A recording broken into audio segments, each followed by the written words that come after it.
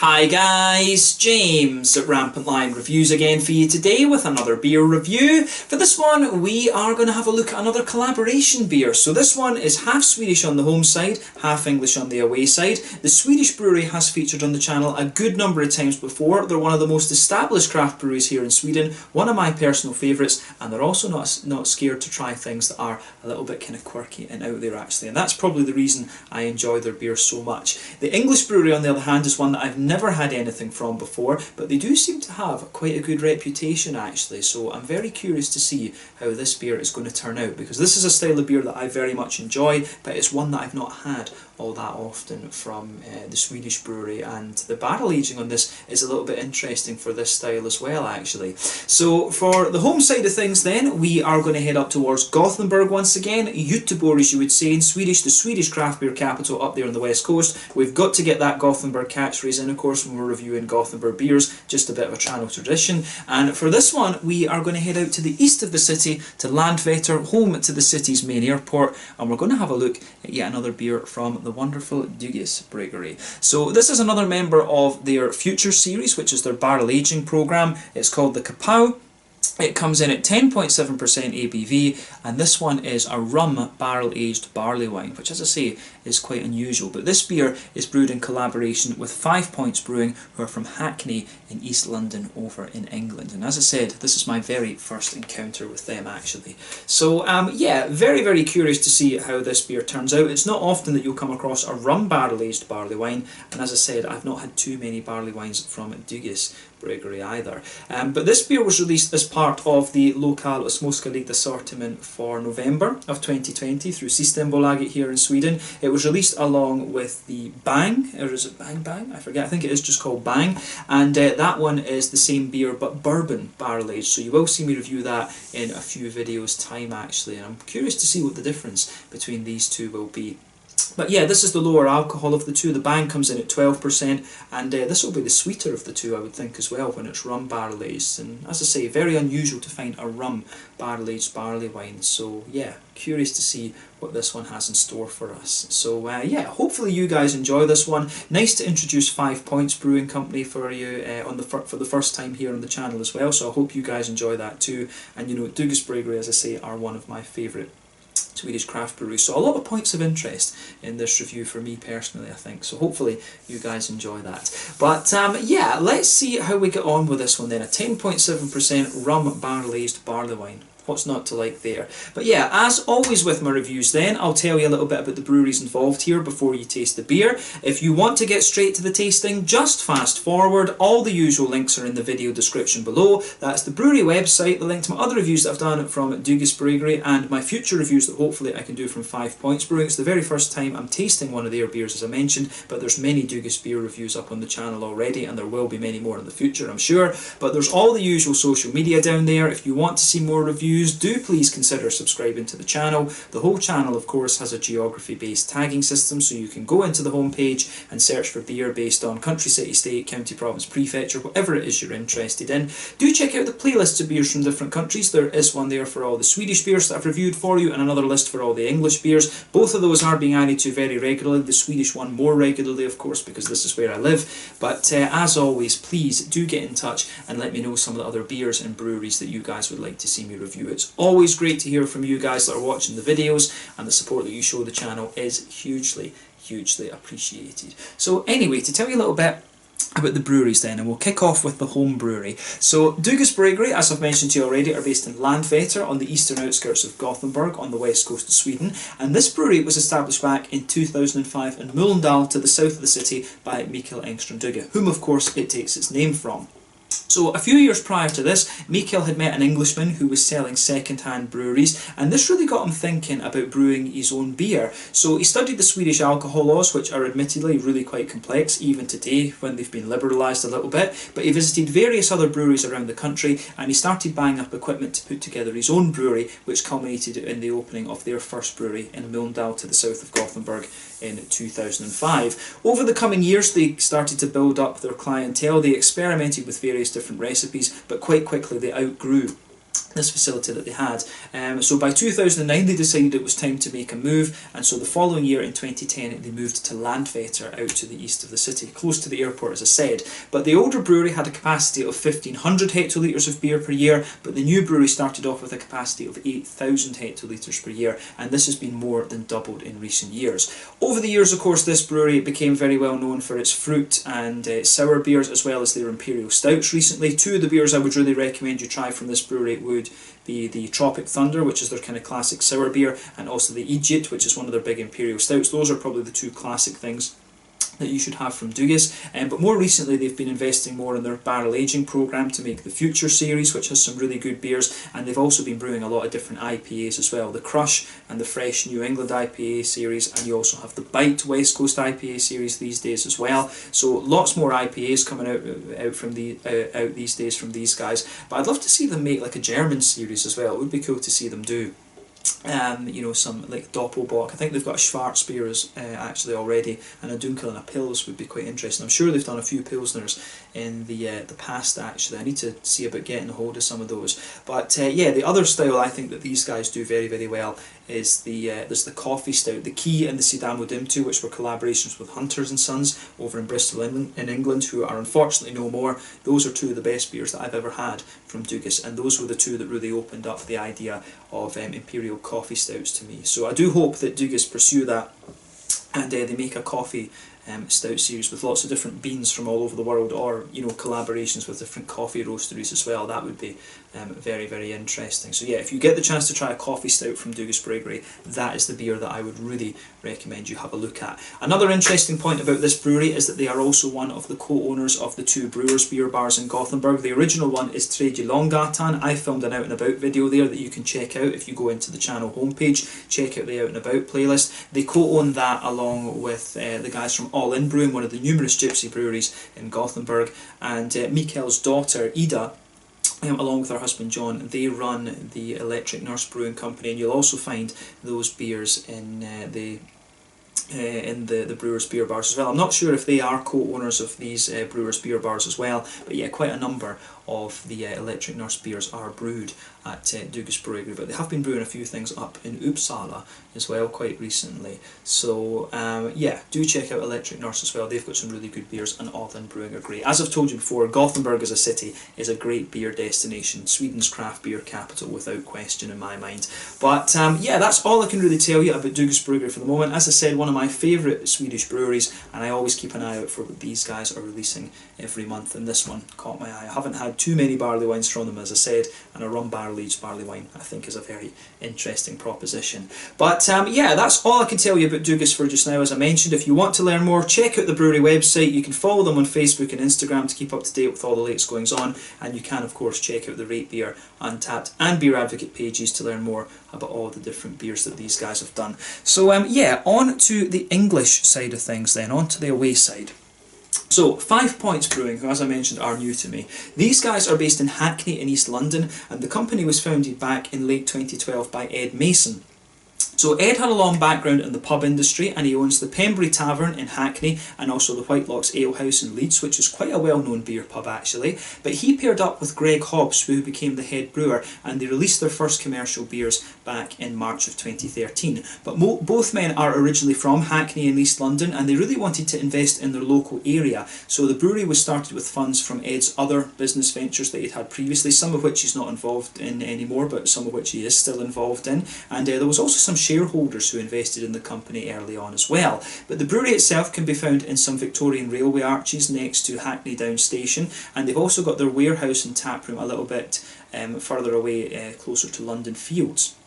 I'm forgetting which one's in the south and which one's in the north, but basically yeah, they are. You can follow the same main roads and you'll find one on the right and one on the left if you follow this. So yeah, you can check those out on the map actually. But over the years, these guys have continually expanded the capacity of the brewery. They've had several rounds of crowdfunding as well to do this, to get more tanks and you know, bottling lines and stuff like this. But the brewhouse is apparently run using completely renewable energy, which is quite impressive when you think of London as a big metropolitan area.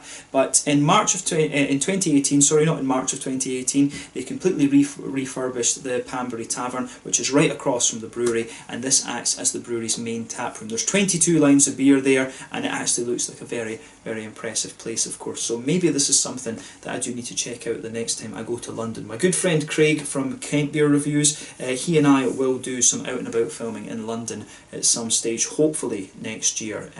Yeah, we need to see about sorting that out. We want to go and visit places like Kernel and so on. So that is something that we will look at doing over the next year or so. I do need to get out and film a few more things with Craig. I think that could be very, very fun. But yeah, another English brewery, another London-based brewery who I hadn't heard of before. But as we know, the London beer scene is very, very much thriving these days, and I would recommend you try some of these London-based breweries. The English beer scene, generally speaking, is very good, and to be honest with you, when it's a country of 55 million people, it's quite difficult to keep up to date with all the things that are going on. All the English beer tubers that I'm friends with, of course, these guys are from different places across England, and you know, they've all got their own local breweries that they keep up to date with.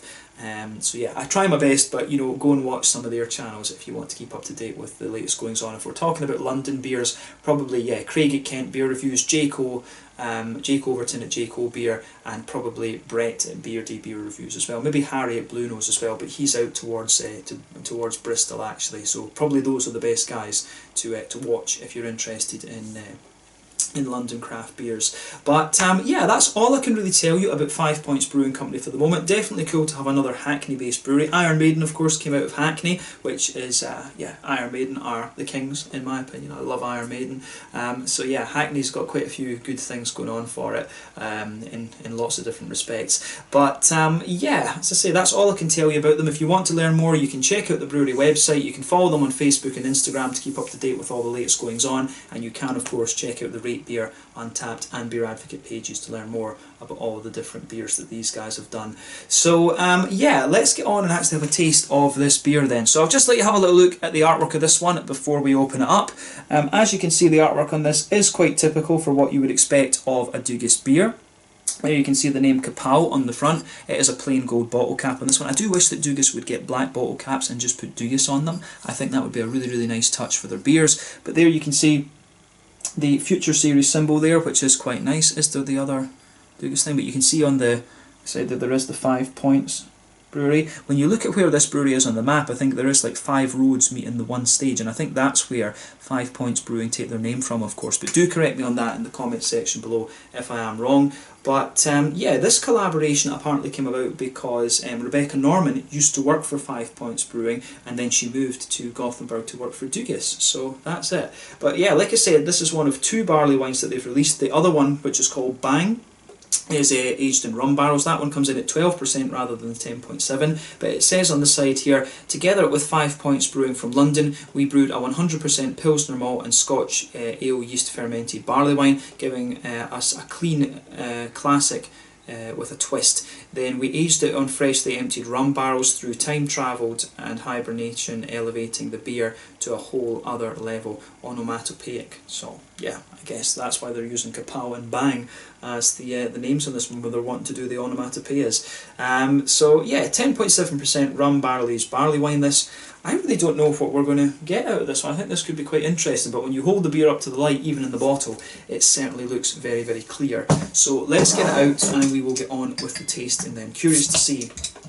what this guy has in store for us. So yeah, let's go for it. Yeah, as I said, I've not had too many barley wines. I think this could well even be the first one from Dugges. I honestly can't remember. I think I've maybe only had...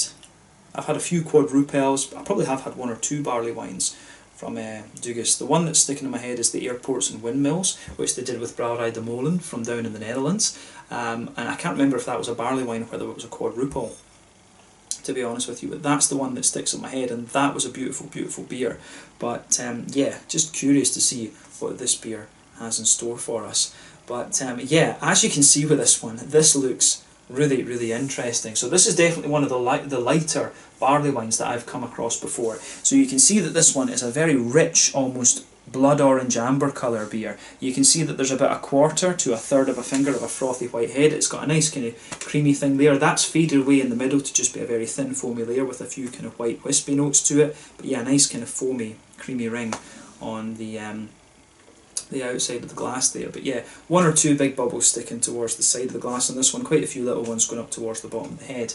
And I mean, overall, it does look pretty nice. And this one is crystal clear actually. I'm not sure how well that's going to show up on the camera there. I'm just checking on the camera control. But yeah, this is a pretty damn clear barley wine. Now, the thing with this beer is, as I say, this is a very light barley wine in terms of its colour, but remember, the barley wine is basically the big brother of the double IPA. So yeah, you've got pale ale, IPA, double IPA, then barley wine, and all of these beers are related to each other on the basis of their malt to hops ratio, or hops to malt, I forget which way around it is, but yeah, these beers are all related to each other. I'm not sure entirely what the difference between a triple IPA and a barley wine is, to be quite honest with you. So if you are well versed in that particular thing, let me know in the comments section below. But yeah, this one basically looks like a very strong, in terms of its appearance, it does look like a very strong West Coast double IPA or something, to be honest with you. But yeah, Pilsner malt in this one, and also a Scotch ale yeast. That is very, very quirky, I have to say. But yeah, interesting appearance from this one. Definitely one of the lighter barley wines that I've come across in 2,500 reviews. So yeah, I think this will be very interesting. Crystal clear, as I said. So yeah, let's take a closer look at the aroma of this one then, and just see how we get on. I think this will be very, very interesting. Now that is really quite interesting. The thing that you're always going to get with barrel aging, remember, is that the barrel aging is going to take away a little bit from the mouthfeel and just make the beer feel a little bit thinner. But you know, in exchange, you get a lot of really, you do get a lot of really kind of smooth and infused aromas and flavours out of the beer. So I really like how this goes together. So yeah, the aroma of this beer is really quite nice, and it's quite different from other barley wines, like I said. So I mean, straight away with this one, you basically get a very smooth kind of white bready note out of this one. You really can smell that Pilsner quality in this, but it also really comes across as a bit sort of like a Märzen. It almost comes across as quite similar to a German Märzen in a lot of ways. So that's really interesting. Now, one of the things we should note about this beer as well, if this is only using Pilsner malt, normally you would expect a Pilsner to be, you know, a bright kind of golden colour, you know, sort of hazy pale golden straw thing. Remember though that barley wines undergo a very long boil, and this is what I've been saying on reviews for quite a long time. This is a very nice example to show you. So when it comes to determining the colour of your beer, there's two things. One is the type of malt that you use, and two is the length of the boil. So the length of the boil, if you boil the beer for longer, it means that the sugars caramelise a little bit more, and it means that you get a darker colour out of the beer actually, and this is a prime example of this. Barley wines will normally boil for at least 4 hours, I would think. Some, you know, 5 and 6 hours isn't uncommon either, but you can see here, this is pure Pilsner malt, and just look at the colour that it's giving you. This is more akin to like a West Coast double IPA, or you know, like a German Märzen, or something like this. So this really shows you what the longer boil can actually do to malts. And yeah, as I say, I've never had a barley wine, as far as I know, that's had only Pilsner malt in it. So this is quite quirky in that sense too. So this is a nice beer in terms of an example for some of the things I've been saying on the channel over the years. But yeah, so yeah, the malt base on this one, as I say, it even smells a little bit Märzen-like. You know, the Pilsner malt, of course. Pilsner is a beer style that originated in Pilsen, which is in the Czech Republic, although at that time it was the Austro-Hungarian Empire. It was a German brewer that developed it. Not a very nice man, incidentally, apparently. But yeah, so it's a beer style that is kind of native to what is now the Czech Republic. But yeah, the Germans, of course, have their own Pilsner malts. There's the Czech Pilsen and the German Pilsner.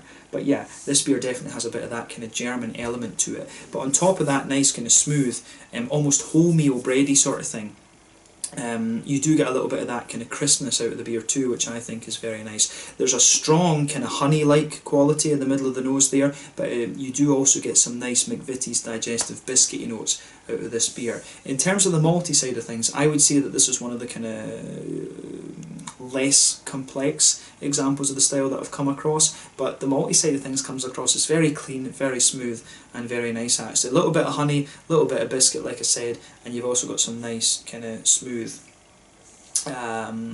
you know, wholemeal brown bready sort of things in there as well, which is very, very nice. And you do get just a little bit of that crispness from the Pilsner malt as well. But I would say maybe the long boil has made a lot of that kind of drop. I always used to say that Pilsner malt was a pain in the ass to describe because it was more of a kind of mouthfeel thing that you got out of it. And I'm wondering if this beer's really going to make me think about that a little bit more. But of course, when this is a barrel aged beer, you're also getting some woody notes out of this, so you can really smell, I mean, the backbone of the beer, it has a very smooth, slick, kind of oaky character to it. A bit further forward on the nose, you really get some nice vanilla notes out of it, and you can detect a little bit of that kind of sweetness from the rum in this. I mean, I do suspect that it's maybe a sort of maybe a 6 year, no, yeah, 3-year-old rum is still white, but then the 6-year old rum tends to be a little bit more golden and things. So I think this is at least a 6-year rum that has come out of these barrels there, because you can smell it's just a little bit more brown sugary. The white rum does come across as a little bit more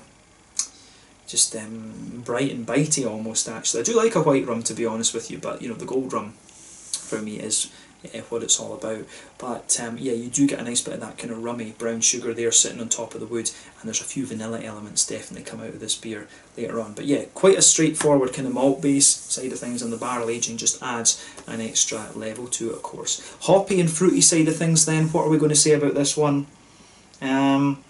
Again, it's quite simple there. There's a wee touch of earthiness, there's a little bit, there is a wee bit of there is a touch of floral quality to this one, but I find this beer quite herbal actually. Some nice lighter grassiness, and the fruits are pretty kind of straightforward on the beer as well. You know, with this beer you do get a few of these apple kind of peary sort of things out of it. There's a bit of sultana in there for me, but you do get some of these red fruity notes. You do get a wee bit of raisin, you get a little bit of fig.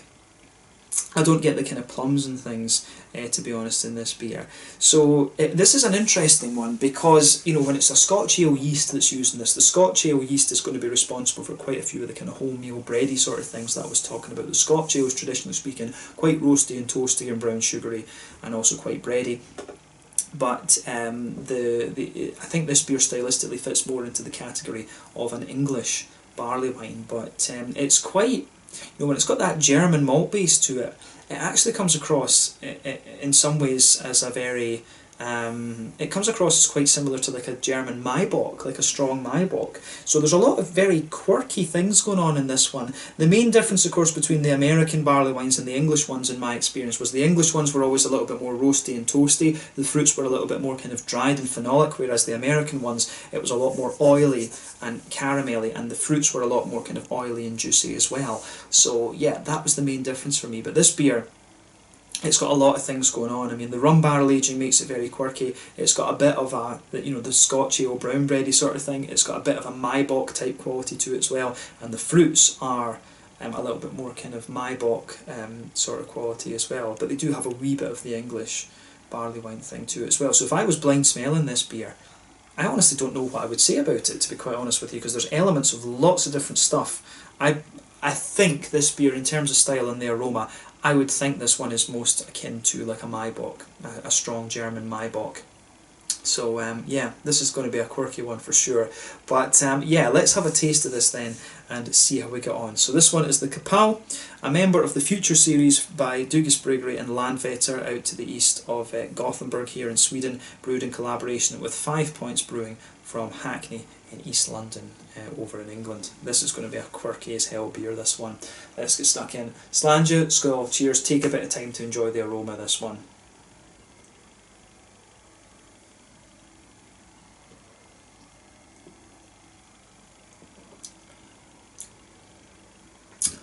Oh yeah.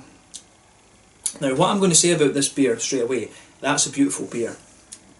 It really is a beautiful beer. I mean, I can sit here all day and bitch about, you know, does it fit into this style category or whatever, and I can tell you, oh, this bit's a bit like a Maibock, this is a Scotch ale, blah blah blah. The main question should always be, is this a good beer? Absolutely, and this one, the answer is absolutely. So thumbs up to Dugges and 5 Points for this. This is very, very nice. As I say, I've had very few barley wines from Dugges Bryggeri that I can remember, but if this is anything to go by, I do wish they would do few more. So I'm curious to see what the bang is going to be like as well, the bourbon barrel aged one. But this one is really, really very nice. So thumbs up to both Dugges and 5 Points for this. This is definitely a sipper that I'm going to enjoy over the next hour or so.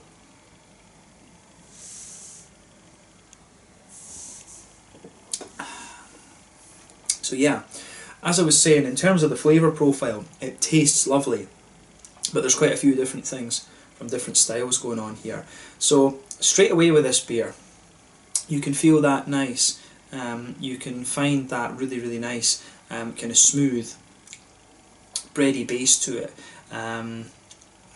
It comes across. It comes across very, very nicely actually. I mean, the yeasty qualities in this beer are, you know, top class in my mind. I really, really like how that goes together. The Scotch ale yeast is just giving you a real smoothness. But underneath this beer, the thing that you're going to notice is there's a very smooth, oaky character comes out of it. That sits there. And on top of that oak, you can really taste the sort of rum qualities, that nice kind of smooth brown sugar in there. And the brown sugar is almost just infused with a whole kind of vanilla sort of thing. So yeah, middle third of your palate and back third of your palate, that smooth, oaky, gold rum kind of thing that you get out of this beer is very, very nice actually. Yeah, it is really, really really good actually. The base of this beer is just very, very nice. This is definitely not a conventional barley wine. I've got no doubt in my mind about that. This is not a conventional barley wine, but as I say, the flavour composition of this beer is really nice. But it's that smooth, woody, oaky backbone that this beer has that really sets this beer apart in my mind, and it works beautifully. So yeah, on top of that, of course, this is where you start to get the other elements of the beer coming out. So on top of that woodiness, you get a nice kind of smooth, wholemeally, bready sort of thing there. It's almost got a little bit of a white bready element to it. It's a sort of wholemeally, white bready bread crust sort of thing. That blankets the top of that woody character of the beer.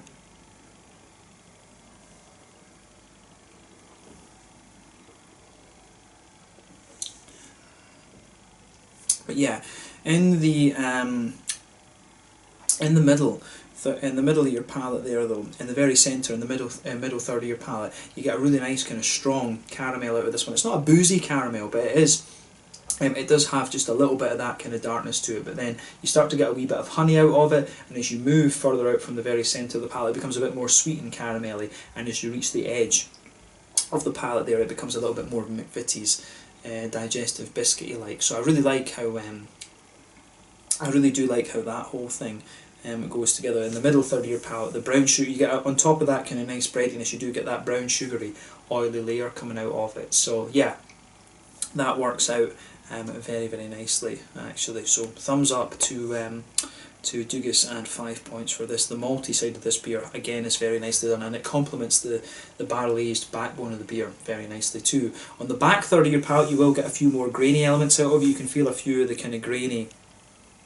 You can definitely feel a few of the kind of more grainy aspects of the bread crust and the slightly wholemeally sort of bread thing you get out of this one. But I think the Scotch ale yeast that they've used in this is very, very nice. I would love to see. I don't think I've ever had a Scotch ale from Dugges, but you could tell me that this one was a Scotch ale, and I would probably believe you. To be honest with you, I probably would believe you that this was a Scotch ale. Although in fairness, I think it would have to have a little bit more of a darker brown sugar character to it. But yeah.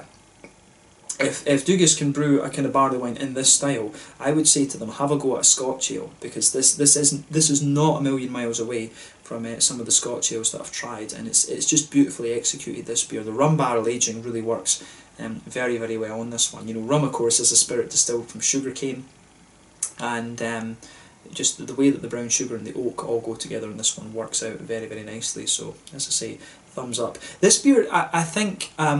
The overall composition of it's quite quirky, but the sort of flavour profiles you get out of it are things that I've encountered before. It's just a really well crafted one, this. But yeah, back third of your palate, a little bit of a kind of thickness to the brown bread, and it does smoothen out a little bit as you come further forward on it. And yeah, I really like it. The one thing you're going to notice about this beer though, as you move further into the aftertaste, on the middle third of that palate, you're going to feel some of the vanilla notes just on the front half of that middle third of your palate. You're going to feel some of the vanilla notes just pushing their way out as well. But yeah, I like that about this one. On the back corners of the palate then, back corners of the tongue there. There's a little bit of a kind of light earthiness to this one. I do wonder exactly what hop they would have used in this. I mean, if it's a barley wine and it's an English style barley wine, Bramling's Cross would be the obvious choice. But the earthiness in this actually comes across as being a little bit German. Could it be Northern Brewer that's been used in here? Especially with that Pilsner malt base. The one thing you're also going to notice with this beer, if you go to that border between middle third and back third of your palate, you do get a wee touch of that Pilsner crispness, that Pilsner malty crispness coming out of the beer too, but that's very minimal. You need to kind of watch out for that. But yeah, back thirds of the palate, you've got a nice smooth, almost German-like earthiness to it. As you move further forward along the side of the palate, you can feel there is a wee bit of floral aromaticity gradually pushes its way out. With this one, it's a bit herbal further back, but on the front edge of the tongue, it's just a little bit lighter and more grassy as well. But there is something that's telling me this is a German hop that's in here, and considering it's Pilsner malt, then I would not be surprised, to be honest with you. So either Northern Brewer from Germany or Bramling's Cross, I think, have been used as the hop in this one.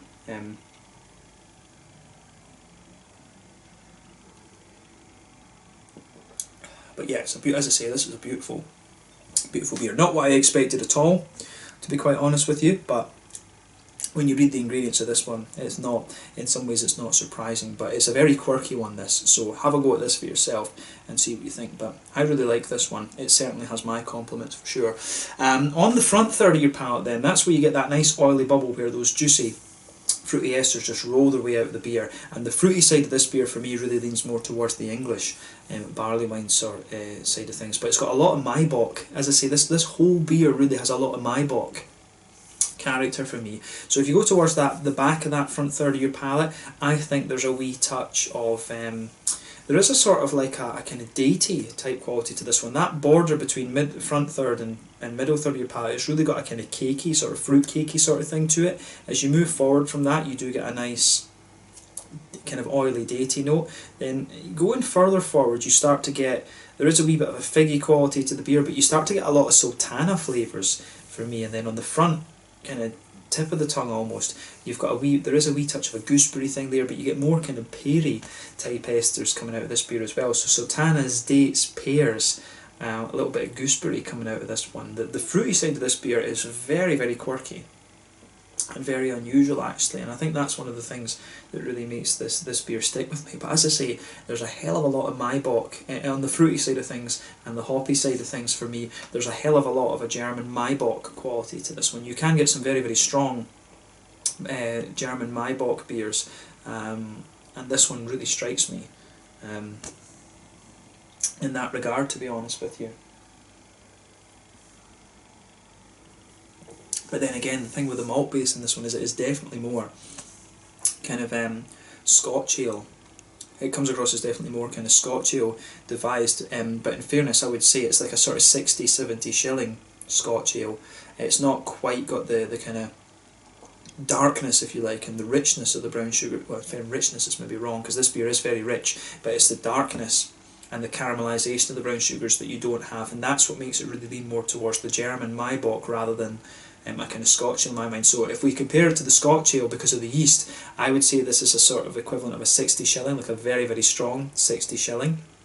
You know, because at 10.7% it is a bit of a monster, but then the woody characters in this beer are really smoothing everything out. This is a beer, for me, I would even hit, you know, if I was blind tasting this, I would never guess that this was supposed to be a barley wine. I don't know what I would say about this one, to be quite frank. But as I say, the overall question should be, is it a nice beer? And the question, the answer, in my mind, is unquestionably yes. It's a beautiful beer, this, but if you're looking to kind of put it into style brackets and stuff, you're going to struggle with that, definitely. But yeah, thumbs up to both Dugges and 5 points on this one. I think this is a very, very interesting beer. I'm curious to see whether the bang turns out in the same way, or if the bourbon barrel aging gives it a little bit more of a proper barley wine kind of quality to it. But yeah, there's a kind of 60 shilling sort of Scotch ale quality in the malt base for me. Good bit of Maibock quality in the malt base as well, to be honest. So yeah, a bit of a Scottish German sort of thing. I probably would think that this beer was some sort of Maibock if I tried it. I would think that's a very strong German Maibock if I tried it blindly. But yeah, make of that what you will. The question is, as I say, is it a good beer? Absolutely. Pardon me. In terms of the mouthfeel then, I'd describe this beer, what would we say? This is full bodied, I think, pretty sure about that.